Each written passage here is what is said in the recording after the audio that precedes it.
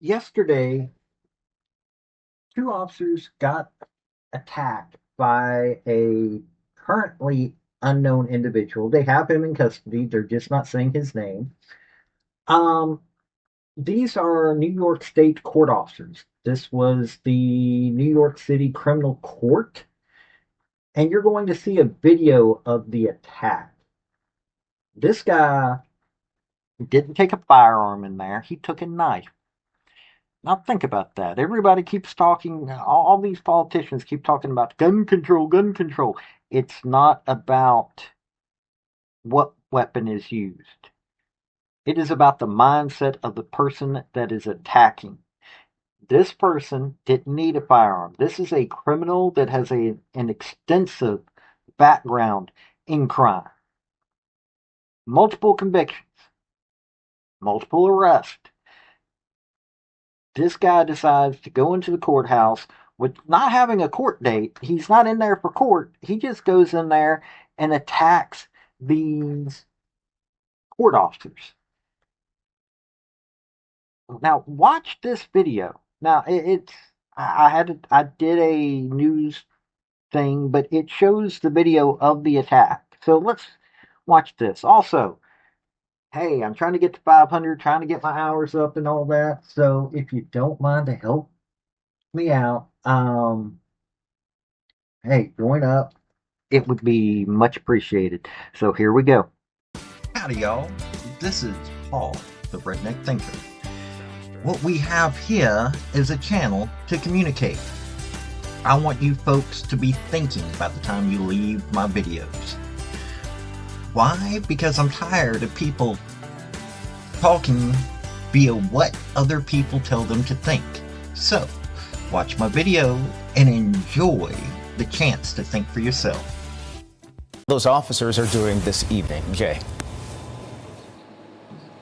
Oh, Candace, a veteran court officer telling me off camera that he's been on the job for a long time and only a handful of times he's heard 1013, an officer in serious distress, come over the radio. He knew it was something serious. The suspect in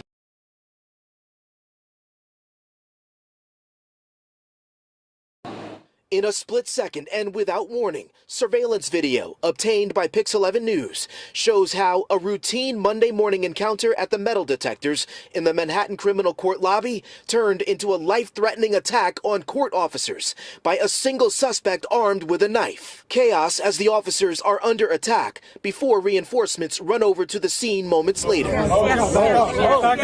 According to rank-and-file court officers who could not speak officially about this incident, the two officers involved in the encounter are, quote, unbelievably lucky and suffered knife slash wounds to the face and neck. Wait, I hear about everything. Yeah, man, it's crazy. The court, somebody do that, this is crazy. The 37-year-old suspect, according to sources familiar with this ongoing investigation, is a known person who has more than a dozen prior arrests and who did not have a court case on the docket when he walked into the lobby Monday. This happened so quickly, a blink of an eye. Pat Cullen, president of the State Supreme Court Officers Association, blames the state unified court system for security shortfalls and not adequately staffing the courts. This is on the heels of our union launching a advocacy campaign for the public to make them aware that failures by the management and administrators at the unified court system have led to this. But a spokesperson for the state unified court system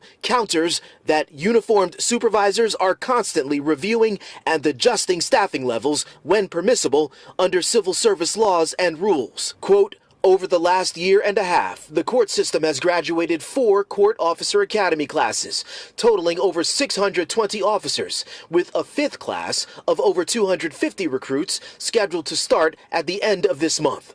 These new recruit numbers are extraordinarily high and without precedent. The suspect has not been identified, again undergoing a psychiatric evaluation at Bellevue. Charges pending. We're live outside Manhattan Criminal Court this evening. Jay Dow, Pix 11 News. We don't have a problem with specific weapons in this country. The pro-crime, anti-ICE protesters this weekend in Portland used explosives. This guy used a knife. We have people using vehicles. We have people that are using flamethrowers, Molotov cocktails. It is about the mindset. You can't criminalize the mindset. What you can do is criminalize the actions. What we can do is start getting people to the point that they want to have, discussions on what the problems are. We need a way to get people to think instead of act when it comes to these sorts of issues. Now, I'm somebody that says do something. I am. I think that if you're going to make a change, you should do something. Not like this. I don't think violence is the answer all the time. We need to fix this problem. Part of it's simple fact of that all you do is hear these people making calls towards violence. They don't want to sit down and have a discussion. And that's on both sides of the aisle when it comes to major politics. When you listen to different political groups, I mean, heck, they're always spouting, oh, well, we need to make change, and if it's violence, okay, fine. I mean, literally, you listen to the Marxist groups in this country, and they're screaming for violence. You have folks that are pro-crime that are willing to commit violence to protect violent individuals. So it's a mindset issue. And it's not an easy fix, but I will tell you this much. Being anti-firearm doesn't help anything because it doesn't solve anything. It doesn't stop violence. You pay attention to what's going on in Europe. Most of the time, all that violence that goes on there, they don't have to use a firearm. So we've got a mindset issue that isn't going to be solved by liberal mumbo jumbo. It isn't going to be solved by psychiatrists who are wanting to get paid for you to sit in their groups and to sit to individual meetings, even though that might help some of these folks. No, it's going to be solved by us, the people, working together to actually, you know, meet face to face, be friends with each other, you know, communities. We've been separating from communities as of late.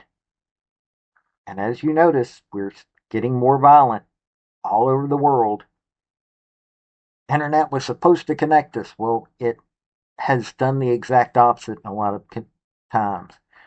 Am I saying don't get on the internet? No. Matter of fact, within a certain amount of gaming, I think can be fun. It's stress relief. Fine.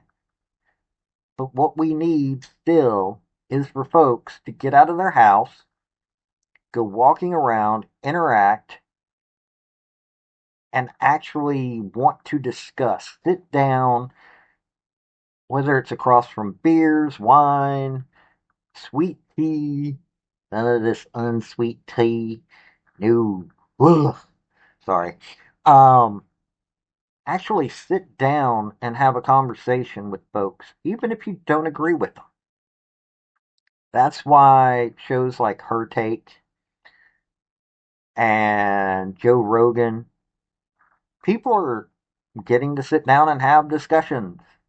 This is a good thing because that's the only way that this is going to be solved because these anti-firearm laws are not solving a thing. This has been Paul, the Redneck Thinker. Y'all have a good day now. Bye. So, folks, that's the story that I wanted to bring you on this video. And I just wanted to say thank you again for coming by. Hit like, subscribe, comment, all that fun stuff if you don't mind. Help me out. So, y'all have a good day now. Bye.